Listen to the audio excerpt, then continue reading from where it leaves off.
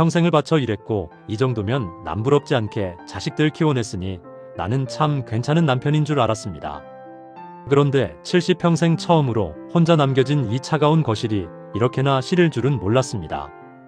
어제까지만 해도 당연하게 내 옷가지가 놓여있던 자리, 당연하게 찌개 냄새가 나던 주방이 이제는 아무 소리도 들리지 않는 무덤처럼 고요합니다. 식탁 위에 덩그러니 놓인 낡은 도장 하나와 이혼 서류 한 장, 그리고 아내가 남긴 짧은 쪽지 하나가 제 인생 전체를 송두리째 흔들어 놓았습니다. 오늘 이야기는 저처럼 평생을 앞만 보고 달려온 이 시대 모든 남편들에게, 그리고 가슴 한구석에 사표 같은 이혼 서류를 품고 사는 아내들에게 전하는 어느 늙은 남편의 뒤늦은 참회록입니다. 나이 70이면 이제는 인생의 황혼을 평온하게 즐길 일만 남았다고 생각했습니다.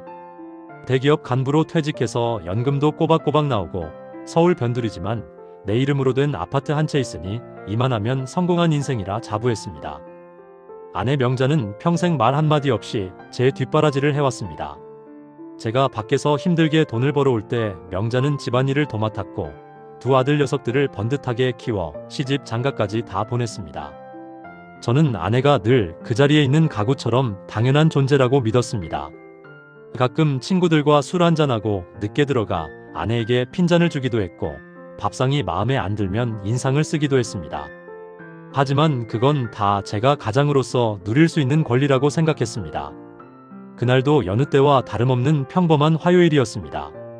아침 일찍 산악회 모임에 나갔다가 오후 늦게 집으로 돌아왔습니다. 평소 같으면 현관문 소리에 맞춰 아내가 마중을 나오거나 최소한 안방에서 TV 소리라도 들려야 했습니다. 그런데 집안은 쥐 죽은 듯 조용했습니다. 처음엔 장이라도 보러 갔나 싶어 대수롭지 않게 여겼습니다. 거실 불을 켜고 식탁으로 다가갔을 때 제 눈을 의심했습니다. 하얀 편지 봉투 위에 올려진 인감도장. 그 옆에는 이미 아내의 서명이 또박또박 적힌 이혼 신고서가 놓여 있었습니다. 당신, 그동안 고생 많았어요. 아이들도 다 제 짝 찾아갔고 이제 당신 곁에 제가 없어도 크게 불편하지 않을 거예요. 아니, 어쩌면 내가 없는 게 당신 인생에 더 편할지도 모르겠네요.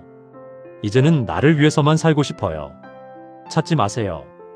우리 인연은 여기까지인 것 같아요. 아내의 글씨는 너무나 정갈해서 오히려 더 차갑게 느껴졌습니다. 가슴이 덜컥 내려앉았습니다. 화가 먼저 났습니다. 아니, 이 여편 내가 노망이 났나. 나이 70에 이혼이라니. 남들 부끄러워서 고개를 어떻게 들고 다니라고 이런 해괴망측한 짓을 벌이는 건지 이해할 수 없었습니다. 당장 전화를 걸었지만 전원은 꺼져 있었습니다. 처가 식구들에게 전화를 해봐도 다들 모른다는 대답뿐이었습니다. 큰아들에게 전화를 걸어 이 사실을 알렸을 때 아들의 반응은 저를 더 당혹스럽게 만들었습니다. 아버지, 올 게 왔네요.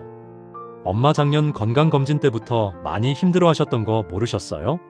우울증 증세도 있다고 저한테 조심스럽게 말씀하셨는데 제가 아버지한테 말씀드리면 또 노발대발하실까봐 엄마가 비밀로 해달라고 하셨거든요.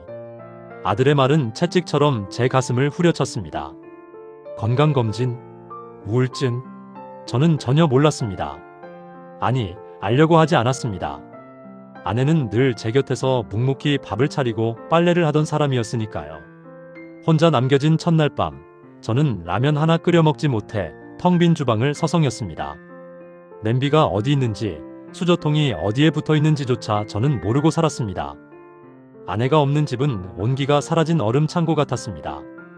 일주일이 지나고 저는 아내의 화장대 서랍을 정리하다 낡은 수첩 하나를 발견했습니다. 아내가 오랫동안 써온 가계부 겸 일기장이었습니다. 그 속에는 제가 몰랐던 명자의 시간이 빼곡히 담겨 있었습니다. 남편이 회식하고 늦게 들어와 거실에 토해놓은 날, 밤새도록 그걸 치우며 울었다는 기록. 아이들이 아파서 병원비를 걱정할 때 제가 친구 보증을 서줬다는 소식을 듣고 가슴이 무너졌다는 이야기. 그리고 무엇보다 저를 아프게 한 문장은 이것이었습니다. 오늘도 남편은 나를 투명 인간 취급한다. 밥을 차려줘도 고맙다는 말 한마디 없고 하루 종일 내가 무슨 생각을 하는지 묻지도 않는다. 나는 이 집의 주인이 아니라 월급 없는 식모인 것 같다. 내 이름은 명자인데 사람들은 나를 누구 엄마, 누구 사모님으로만 부른다. 나도 가끔은 누군가에게 따뜻한 위로를 받는 여자이고 싶다. 수첩을 넘길수록 제 눈시울이 뜨거워졌습니다. 저는 아내를 사랑한다고 믿었지만 제가 사랑한 건 아내가 제공하는 편리함이었을지도 모릅니다. 아내가 아플 때 저는 약 한 봉지 사다 준 적이 없었습니다. 오히려 아픈 아내를 보며 내 밥은 누가 차려주냐며 짜증을 냈던 제 모습이 떠올랐습니다. 명자는 그 긴 세월 동안 혼자서 얼마나 외롭고 추웠을까요? 70년 인생 동안 제가 쌓아온 자부심이 한순간에 무너져 내렸습니다. 한 달 뒤, 저는 겨우 아내가 있는 곳을 알아냈습니다. 아내는 고향 근처 작은 바닷가 마을에서 친구와 함께 조그만 민박집을 돕고 있었습니다. 멀리서 바라본 아내의 얼굴은 제가 집에서 보던 모습과는 사뭇 달랐습니다. 늘 그늘져 있던 미간에 주름이 펴져 있었고 동네 사람들과 웃으며 대화하는 모습이 생경하면서도 아름다웠습니다. 저는 차마 다가가지 못하고 나무 뒤에 숨어 한참을 바라보았습니다. 제가 알던 명자가 아니었습니다. 그녀는 그곳에서 비로소 명자라는 이름을 되찾은 것 같았습니다. 저는 결국 아내에게 다가가지 못하고 발길을 돌렸습니다. 그리고 돌아오는 길에 편지 한 통을 남겼습니다.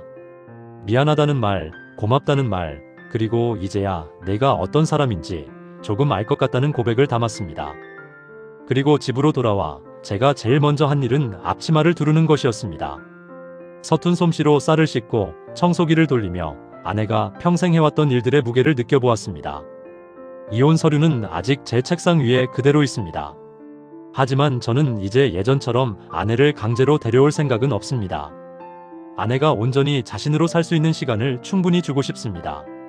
그리고 만약 기적이 일어나 아내가 다시 돌아온다면 그때는 누구의 엄마도 아닌 나의 아내 명자로 그녀를 꼭 안아주고 싶습니다. 여러분, 곁에 있는 사람이 당연하다고 느껴질 때가 가장 위험한 때입니다. 오늘 저녁에는 아내의 손을 한번 꼭 잡아주세요. 고생했다는 말, 고맙다는 말 한마디가 어쩌면 한 사람의 인생을 구하는 유일한 길일지도 모릅니다. 제 뒤늦은 후회가 여러분에게는 소중한 깨달음이 되기를 간절히 바랍니다.